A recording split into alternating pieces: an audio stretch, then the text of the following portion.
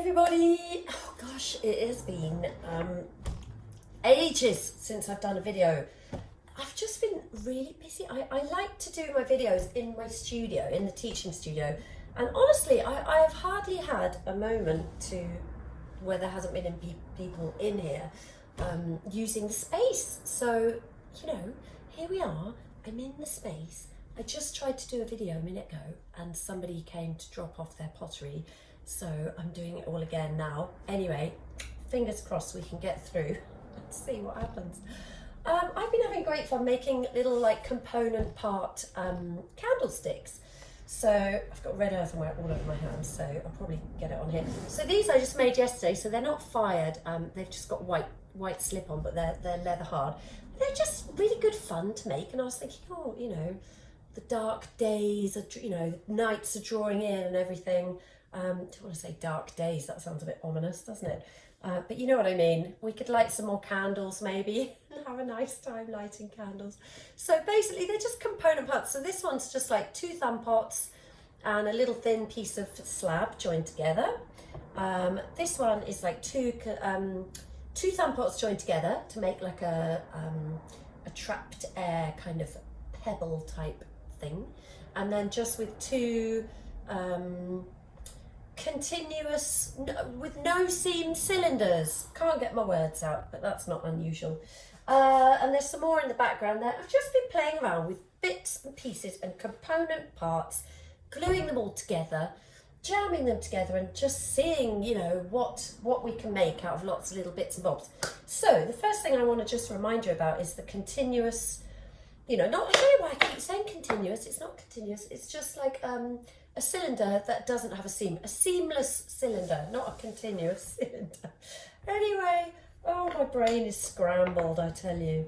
So what we're going to need is 2 bits of dowel, or you could just use a pencil if you haven't got any dowel. But if you've got 2 different sizes, pencils or whatever, that would be helpful, but it's not essential. My clay is quite firm. Look, I don't know if you can see, but it's sort of like, you know, it's not like totally soft and squidgy. If you do it with really, really, really squidgy clay, it's quite easy to do, but then you've just got a really floppy, squidgy thing that you can't put together. So it's kind of a bit more, you know, it's better to if you've got a bit of clay that's quite firm. Okay, so the first thing we're going to do, and you know, depending on how long you want your cylinder, you need to figure out how long you make your sausage. Okay, so I'm just going to play around with this. So I've rolled out one of those. First thing you're going to do is put your glasses on if you wear glasses, because that really, really helps, I've found. Okay, so I'm going to drill down inside the middle of my continuous cylinder and try and come out the middle of the end. It doesn't always happen. Let's see. Oh, that'll do. That's not too bad, is it? Fairly central-ish. Okay, so what you need to keep your eye on is this part is one of the ends, because you can't look at both of the ends at the same time. So actually I'm going to use this end. So what I'm going to do is I'm going to be looking at this end, because this end's a little bit wider. I'm hoping to get a bit of a taper. So you start rolling that towards you, and your focus and your attention is, as always in pottery, well, not always, but a lot of the time, is on even thickness. So can you see? That's not too bad. That's a couple of rolls. That end, it's a bit thicker, but that's okay. So once you've opened it up again, you can pop in your larger size dowel if you've got that, or just carry on with a pencil or whatever you've got. And let's just give myself, I'm giving myself much room here this morning, am I? Never mind. Okay, so I'm just looking at that end and I'm pressing down. All I'm really trying to do is get the walls an even thickness. So that's one more round. Can you see? I know you've got all these burrs and stuff, don't worry about that. But the thickness isn't too bad. That end, it's obviously still quite thick. But this is a great way to just make a seamless cylinder. And you can do this. I mean, if you had like a different sized bit of clay, there's nothing stopping you from making like a mug or any sort of vasey type thing, anything that is sort of cylindrical, really. You can use this technique. So I'm just going to cut off those sort of burrs that have popped out. Let's just get rid of those. And then you can see I'm getting there. It's not like 100% even, but that'll be okay. The other end is a bit thicker, so I could leave it like that if I wanted it to be that kind of tapered shape. I think I will actually. I quite like that tapered shape. I might just thin it a little bit, that end, so I'm now looking at the other end. But I don't want to go too much. So that'll do. Okay, can you see? So we've got that end and that end. So super easy. I actually want to squeeze that into a bit of an oval maybe. That could be quite nice. So that could be the beginning, just tamping down the ends just to flatten them off a bit really. So that, I think, could be the beginning of maybe something like that, okay? Or some kind of candlestick. I think I want to put a flat round bit on the top. So I've got a piece of clay here that I rolled out yesterday actually. I'm just going to draw around. I'm actually just going to press that into the clay just to give me like a round shape. That'll do, you see? And then I can cut that out. So I'm just cutting around. Oops, gone off pieced a bit. Focus, Jane. So just cutting out around that. And one of the things like I'm really enjoying at the moment with my pottery, with all of this stuff, is I'm not like doing very much smoothing off or tidying up at all. I'm really training myself. Well, I mean, I've been doing it for a long time, but to not do that. And I use quite thick slips so that basically, if you look at that, can you see where I've joined it on the top? Can you see? You can see all the join marks and those little lumpy bits. And I love all of that stuff. So try it, you know, try not to be tidy, try not to do all the smoothing in, and just use really thick slip to join it. If you can make some slip, that's just dry clay mixed with water, and just leave it to set, and see how that is for you. What I do try and do is just blunt off any cut edges a little bit, so that's something. So let's see, if I've got that, I could have that on top like that. I know it looks a bit like a mushroom, but if we add something on the top, hopefully it won't look quite so much like a mushroom, because I don't want it to look like a mushroom. So let's see, if I make this into a continuous, that word, I tell you, into a seamless cylinder, let's see what happens if I stick that on top, okay? So I'm going to go down into my sausage again. I'm going to, oops, oh, gone off piece of it, there we are. Pop out the other side. And we're going to do the same thing again. Let's put that there. So I just want the wider end that I want to roll actually, because I quite like that taper. So I'm rolling that towards me. I'm keeping my eyes on the even thickness of the clay, okay? Oops, I'm going to stick my other bit of doweling in, a little bit thicker.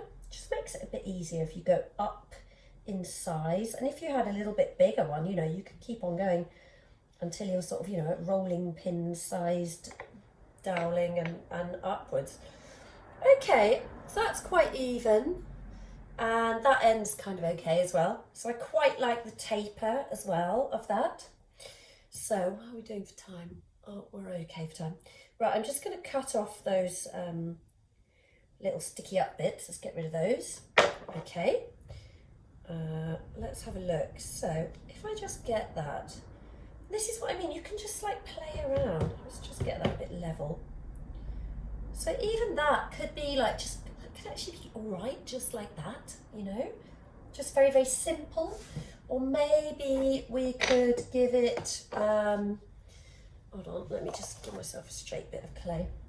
Or maybe it could have like a little handle on the side. So I'm cutting from a slab of clay. Okay, let's just see. I have no idea whether this will look all right or whether it'll look rubbish, but you know, you've got to try these things. So maybe you could think about kind of putting a little handle. It does look a bit like a cup and saucer, but maybe, and that might fall off at any moment, probably during the video. Do I want one the same? I might just see if I can cut out another one the other side, and just see what that could be like. So that could be like a thing. So it could be a thing. Or they could go down there. That could also be a thing. Oh, actually, I quite like them down there. I'm just sort of tacking them on. Don't mind that. I think I quite like that. I'm going to go with that. But this is what I mean. So you can play around. You know, instead of this seamless cylinder, you could, you know, put like a little thumb pot on the top. I mean, have we got enough time to try that? Probably not. Probably not. So the only other thing to do is to join all of this stuff together. Okay, and actually, let's do that. Let's just do that. So what I'm doing with the underneath of the flat bit is I'm just scoring it all over like that, and then this bit's gonna go on top of that. So a little bit of slip, blob that on there, and it's easier if you do it upside down, to be honest. Then you can wiggle it and press that into place. Give it a tap if it's at that point. I just want to get that a little bit level. Press that down a bit. That'll do. Okay, so this one I'm just going to do the same on the top. I know it's a bit messy, but you'll never see it once it's all joined together. Score, score, score. So any two parts that you are, that's better, joining together, you need to score and slip. That goes every time you join clay together. So I'm going to pop that. I actually need to keep that round because obviously it needs to have a candle in it. So candles are generally quite round, aren't they? So that would be helpful. So I'm just wiggling that and pressing that into place, okay? And these ones, I just want to cut that. I'm not quite happy with the shape of that one. Let's just get that a little bit more. I didn't like that sort of thickness to it. So I'm just going to mark where that's going to go. Okay, there. And I'm just going to score where it needs to go. I'm going to score these ends. And of course, this is only really possible because the clay is not super squidgy and soft. Let's press that into position. It's got a little handle like this. I just quite like that. Reminds me of the nursery rhyme, I'm a little teapot. Don't worry, I'm not going to sing it. I'm sure you would love me to sing that. But you know what? I've got to grow my audience, not, you know, alienate them. Anyway, I'm waffling now, aren't I? Oh gosh, I spend too much time on my own. Right, let's get that one on. Okay, here we go. Here we go. Check it out. How are we doing for time? Oh, 13 minutes. Woo. Okay, that's all jammed together. Super easy. You can do this.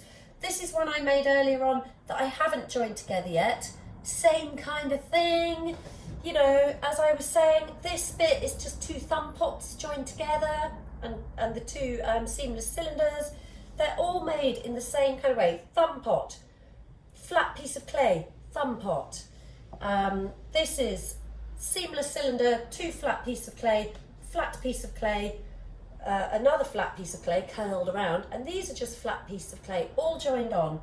I've put white slip on them, and I'm going to decorate them a little bit more later on, and just see how you get on with not smoothing them off, you know, with really trying to leave that rawness of texture that you get when you put stuff together. And you might knock it a little bit, or there'll be burrs, and you know, you might scratch it. Just see what happens. See if you can cope with just living with those little things that make it really individual and gorgeous and lovely, and show the story of its birth and its making.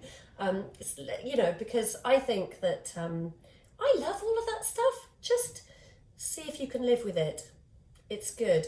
Right, I've got to go because I'm out of time, but get making component candlesticks and show me what you've done. And happy pottery. Bye.